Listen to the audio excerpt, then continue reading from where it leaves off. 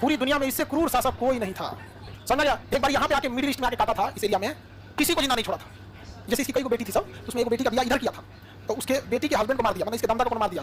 दमाद नहीं होगा जी, हाँ, तो एक दमाद को यहाँ मार दिया। ये बमक गया कौन? चंगेज। सेना लेके आया, कहा कोई जिंदा नहीं रहना चाहिए, कुत्ता तक को मारा था।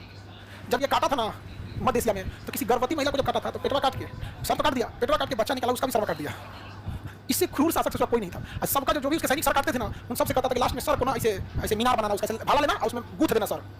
समझ गया? जब उसके सैनिक रिपोर्ट देने आते थे तो कैसे रिपोर्ट देते थे? भाला में गूंथ के ऐसे लेके आते। जिसका भाला सबसे ऊंचा उसको मिलेगा इनाम, और जिसका रह गया नीचे उसका सर काट के उसी में डाल दिया जाएगा। इतना खतरनाक कौन था? Genghis Khan.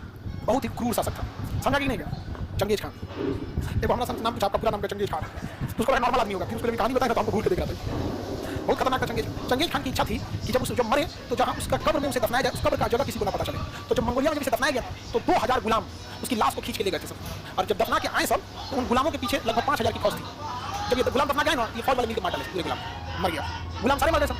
समझ गया? जब ये फौज लौट रही थी तो रास्ते में एक दूसरी फौज को खड़ा किया था चंगेज खान। सोचिए, मरने के टाइम प्लानिंग कर रहा था कि हमारी लाश को कैसे दफनाया जाए। तो ये वाली फौज इसको मार दी, ठीक है?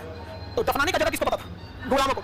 किस गांव में दफनाया किसको पता था? सैनिकों को। अब ये सैनिक 50-60 किलोमीटर पीछे मार दिया सब इसको, तो इनको कोई आइडिया नहीं है। और जब ये दरबार में पहुंचे सब, तो दरबार में इनको मार दिया गया।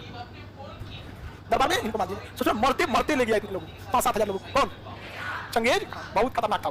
किसी को पता नहीं चला कि चंगेज खान कहाँ दफनाया गया। और खौफ चंगेज खान का कितना था कि जब बारिश नहीं होती थी ना, तो लोग चंगेज खान से, सारे गांव के लोग मिलकर ऊपर देखते थे, अब भगवान से नहीं दुआ मांगते थे, चंगेज खान से दुआ मांगते थे। ऐसा तो शासक हुआ ऐसे। मरने के बाद भी नहीं छोड़ा। हाँ बाबू, चंगेज खान इतना जालिम कोई नहीं था। वो जहाँ भी मारता था ना, तो बस 2 चीजों को छोड़ता था, गिद्ध सबको ऊपर और नीचे कुत्ता सबको। लेकिन जब इधर मध्य एशिया मारा तो कुत्ता को भी नहीं छोड़ा, उसके दमदे को मार दिया सब। दामाद का बहुत इज्जत होता है ससुराल में, उसका बहुत इज्जत होता है। नया नया दामाद जब तक फूफा नहीं बनाया तब तक, फूफा बनने के बाद उसका मुद्रास्फीति हो जाता है, अवमूल्यन हो जाता है, उसका डिवैल्यूएशन हो जाता है। अब बूढ़ फूफा तो नोटबंदी की तरह हो जाते हैं। बूढ़ फूफा 2000 का नोट हो गए, जबकि अपने समय में क्या होते हैं? दामाद का गजब इज्जत होता है। बाप रे, बस लव मैरिज ना हो, लव मैरिज पीछे को करता है सबसे। समझ गया? और लड़की का पहिल सबसे ज्यादा मारता है। भाईवा मारेगा नॉर्मल, बाप मारेगा नॉर्मल, पहिल का परिवार मारेगा पॉजिटिव देगा। छोटा कहीं बताओ तो ये कभी लाइन में चला गया, बीच में पता नहीं चला है। लड़की से कहता एकदम कोई टेंशन नहीं, बस चारों देख के रोना है, भाई को देख के पीछा गया, पहिल का देख के तू कहां से चला हीरो रे। ये सब ठीक है, बच के रहना। कभी लड़की से बयान इस सब चक्कर में ज्यादा नहीं पड़ना। अगर बयान दे देगी जब बाला फुसला के लेगा लोग, तो कोर्ट मान लेता है कि लोग बाला आसान है। तो बाला फुसला को लेके कैसे चल जाएगा? चले चले कल्ला देख लो, कल्ला चंदा मामा चलो चलो चलो। ऐसे ना बाला फुसला के ले जाता जी। ताजू पता कि मान लिया कैसे जाता है आपको। अगर आप कोर्ट में कहिएगा हमको बाला फुसला के आतंकवादी बना दिया, तो जज पूछेंगे चल तुम्हारा दिमाग कहाँ था?